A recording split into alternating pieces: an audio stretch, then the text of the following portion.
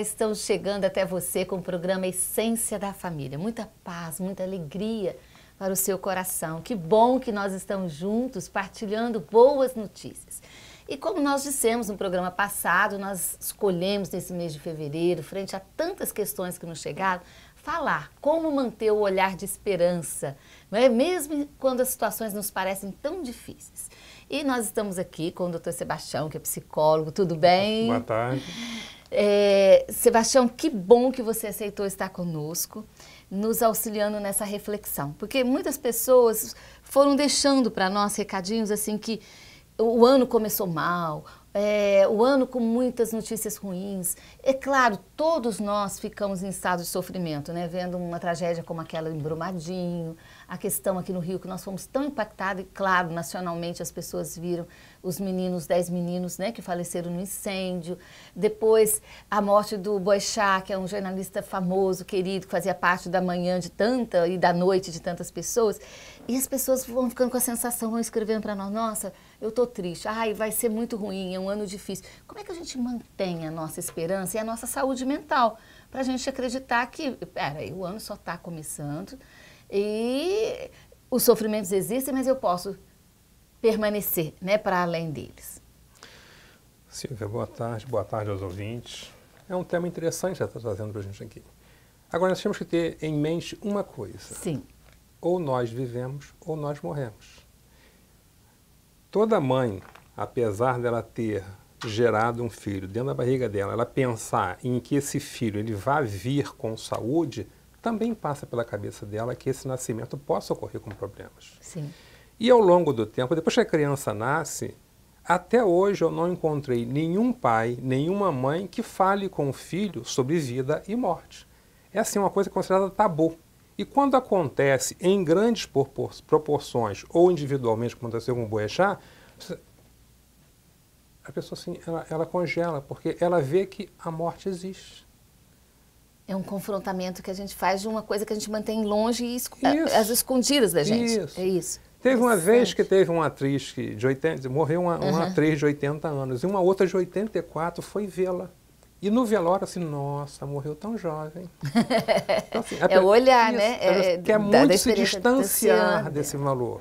Se as pessoas, desde o início, elas fossem já evoluindo, crescendo, ouvindo falar da finitude, esse impacto não seria tão grande. É que quando chega assim, por exemplo, se você observar uma criança, se ela...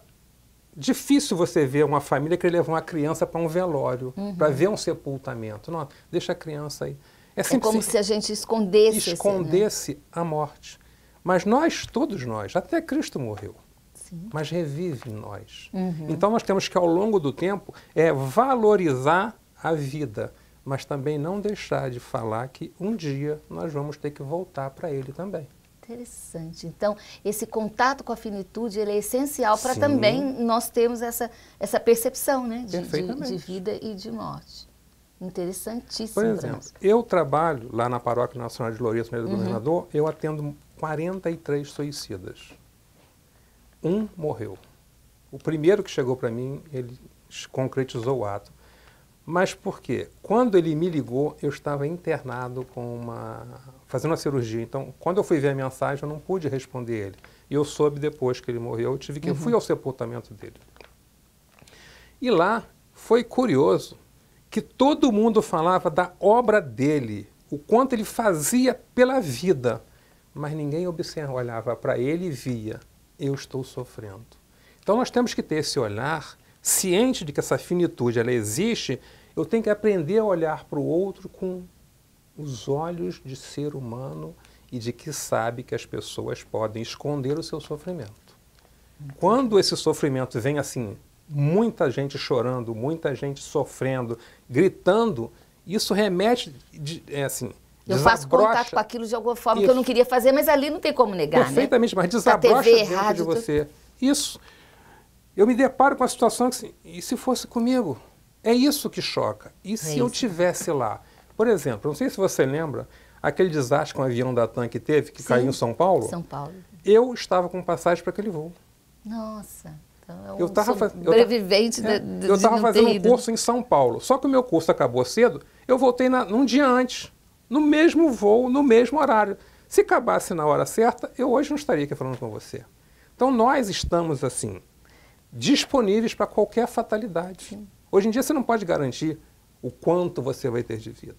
Mas eu brinco assim, eu quero morrer com 200 anos. Mas na Bíblia diz que Adão morreu com 800, por que eu não posso morrer com 200? Então assim, é uma forma mais light de você falar sobre isso. Agora assim, não. É uma valorização da vida, né? Agora muita gente fala assim, choca diante da morte, mas ela cuida da saúde dela? Ela vai ao médico regularmente? Ótimo, eu vou até pegar isso que a gente vai para as dicas do programa de hoje. A gente sempre deixa 2, 3 dicas e a gente vai deixar essas dicas aí para você. Guarda aí.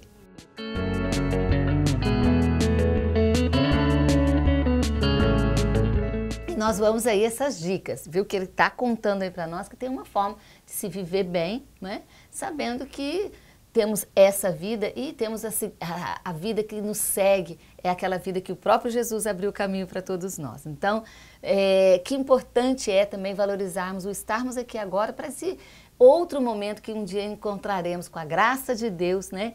Esse lugar que o Senhor preparou para cada um de nós. Então, como viver bem essa vida? A primeira dica é, não evite a dor. Evitar a dor é negar a dor. Todo mundo sente dor. E a resiliência ela vem de como você supera a dor.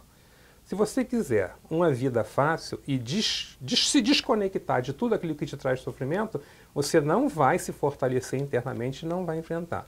A segunda, viva socialmente e tenha contato com pessoas. A resiliência vem de você estar em contato com pessoas. Quem fica muito tempo na rede, na mídia, ela se esconde da sociedade e não desenvolve esse enfrentamento com a realidade. E a terceira, se você quiser ser feliz, ame a você em primeiro lugar.